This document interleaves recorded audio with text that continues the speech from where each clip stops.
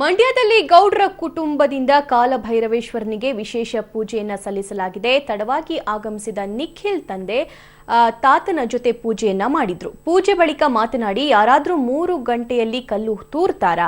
ಸಿನಿಮಾದಲ್ಲಿ ಡ್ರಾಮಾ ಮಾಡಿದ ಹಾಗೆ ಡ್ರಾಮಾ ಮಾಡಿದ್ರೆ ಬಹಳ ದಿನ ಉಳಿಯಲ್ಲ ಅಂತ ಸಿಎಂ ಕುಮಾರಸ್ವಾಮಿ ತಿರುಗೇಟು ಕೊಟ್ರು.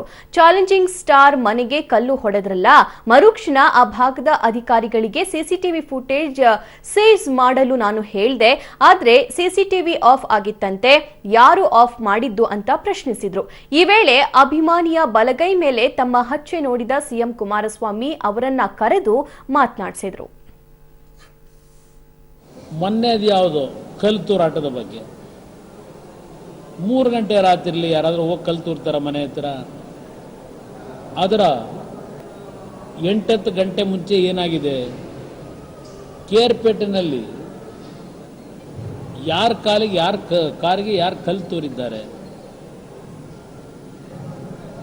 ಇನ್ನಾದ್ರ ರಿಪರ್ಕೇಶನ್ ಬೇರೆ ಬೇರೆ ಏನೇನು ಆಗ್ಬೋದು ಅಂತಕ್ಕಂಥ ಹಿನ್ನೆಲೆ ಒಳಗೆ ಸಿನಿಮಾದಲ್ಲಿ ಡ್ರಾಮಾ ಮಾಡ್ದಂಗೆ ಆಡಿದ್ರೆ ಬಹಳ ದಿವಸ ಇರ್ಲಿಕ್ಕೆ ಆಗೋದಿಲ್ಲ. ಅವೆಲ್ಲ ಮಾಧ್ಯಮಗಳಲ್ಲಿ ಇದು ಚಾಲೆಂಜಿಂಗ್ ಸ್ಟಾರ್ ಅಂತಲ್ಲ, ಚಾಲೆಂಜಿಂಗ್ ಸ್ಟಾರ್ ಅವ್ರ ಮನೆ ಕಲ್ಲೊಡೆದಂಥ ಬಗ್ಗೆ ಹೇಳಿದ್ದಾರಲ್ಲ, ಮಾಧ್ಯಮದಲ್ಲಿ ಬಂದ ಮರುಕ್ಷಣ ನನ್ನ ಸ್ಥಾನದಲ್ಲಿ ಕೆಲಸ ಮಾಡ್ತಾ ಇದ್ದೇನೆ. ರಾಜ್ಯದಲ್ಲಿ 6.5 ಕೋಟಿ ಜನತೆಗೆ ರಕ್ಷಣೆ ಕೊಡಬೇಕಾದಂಥದ್ದು ನನ್ನ ಕರ್ತವ್ಯ ಅಂತಕ್ಕಂಥದ್ದು ಗೊತ್ತಿದೆ ನನಗೆ.